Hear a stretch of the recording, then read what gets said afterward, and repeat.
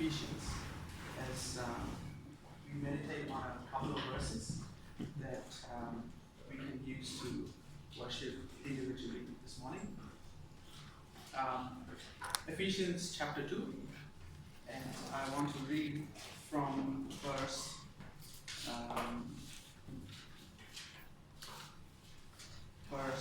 8.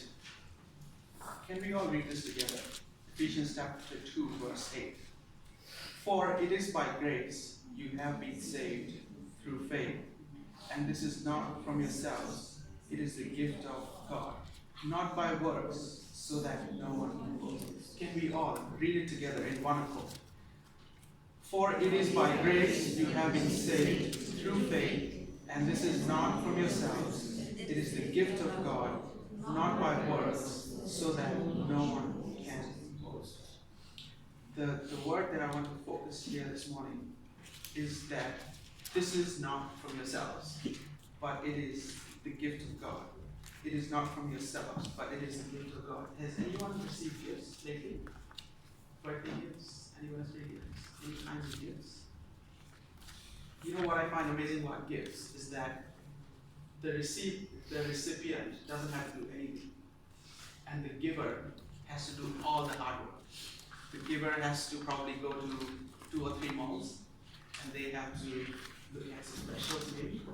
They have to, if they're buying clothes, they will visit different stores, and they will see, oh, does he like this color? You know, when I shop for dad, color choices are limited.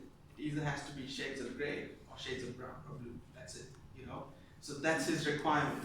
So if you buy for people, you know the requirements, and the giver has to do all of the hard work. They have to do all of the hard work. They have to go around, they have to look, they have to run around, drive around, and find the right gift. And the giver has to do all the hard work. And here, as we read in Ephesians chapter 2, verse 1, it is God who is the giver, and He has done all the hard work.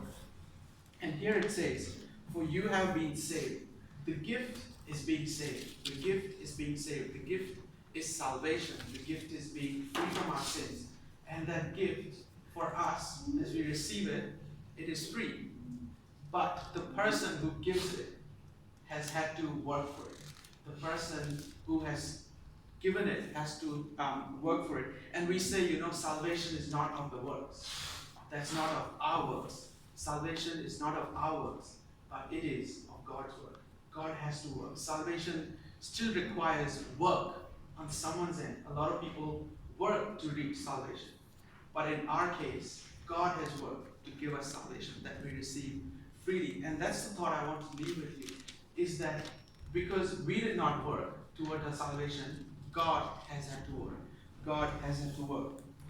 And so here, as Paul writes to Ephesians, he says that it is by grace you have been saved through faith, and this is not from yourselves. It is the gift of God, not by works, not by our works, not by our works, so that anyone can boast.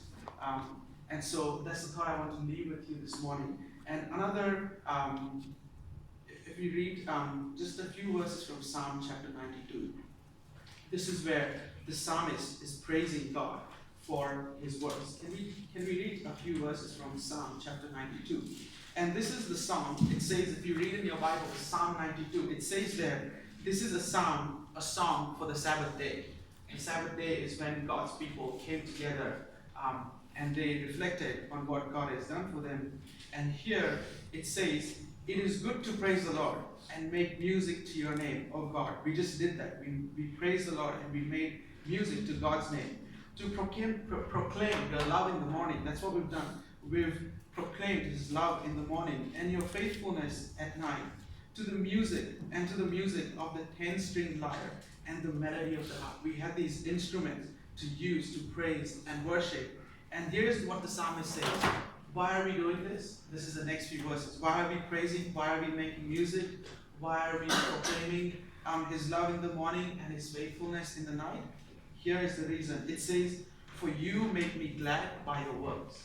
You make me glad by your works. O Lord, I sing for joy at the work of your hands. How great are your works, O Lord. How profound are your thoughts. So as we think of salvation, we think of salvation that we receive freely, that we didn't have to work for. But God has to do so much. God had to do so much to make it available for us freely. And so that's the thought I want to leave with you, is that even though we did not work for our salvation, God worked for it. And the biggest work that God did to give us salvation is to give his only son as a ransom for our sins, to give his only son. If you read John chapter 3 verse 16, it says, "For God so loved the world that he gave, that he gave." That was his part. He gave. And his giving was his work, so that we may not perish but have eternal life.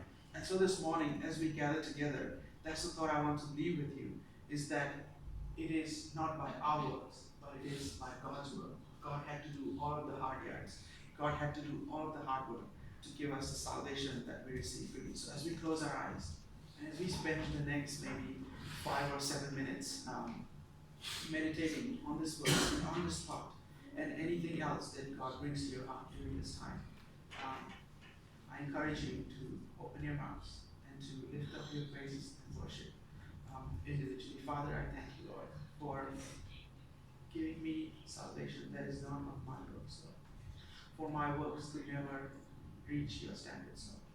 But Lord, you had to work, and you had to give your Son as a ransom for my sins, Lord, so that I might be saved, Lord. And this morning, Lord, I join with the psalmist. I join in with King David, Lord, and I proclaim, Lord, how wonderful are your works, Lord.